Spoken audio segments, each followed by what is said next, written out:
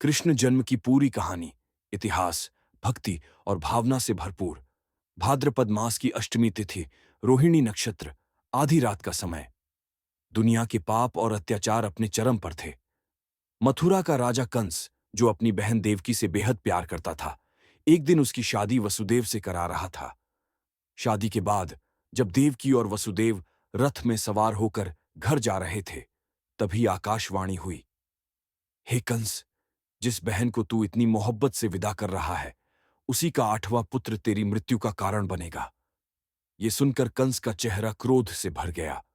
वो अपनी बहन को मारने के लिए तलवार उठाता है, लेकिन वसुदेव ने कहा, राजन, मैं वचन देता हूं, जो भी संतान होगी मैं तुम्हें सौंप दूंगा। कंस ने देवकी और वसुदेव को मथुरा की काल कोठरी, जेल में बंद कर दिया। साल दर साल देवकी के 6 पुत्रों को कंस ने जन्म के साथ ही मार डाला। 7वां गर्भ बलराम योगमाया की लीला से वसुदेव की दूसरी पत्नी रोहिणी के गर्भ में चला गया। और फिर आया वो समय जब 8वें गर्भ में स्वयं विष्णु का अवतार होने वाला था। आधी रात को अष्टमी तिथि पर रोहिणी नक्षत्र में देवकी ने एक दिव्य शिशु को जन्म दिया। नीला वर्ण, 4 भुजाएं, शंख, चक्र, गदा, पद्म धारण किए हुए।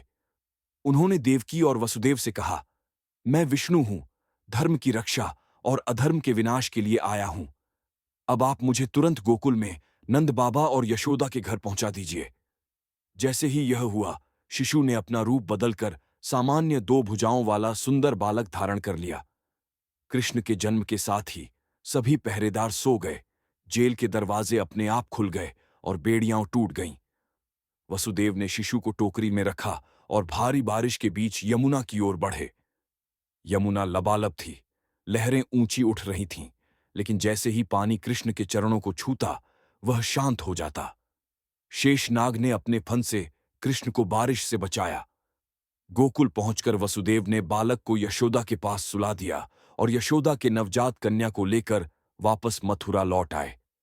जब कंस ने उस कन्या को मारने की कोशिश की, तो वह देवी योगमाया के रूप में आकाश में चली गई और बोली, अरे मूर्ख, तेरा काल तो कहीं और जन्म ले चुका है।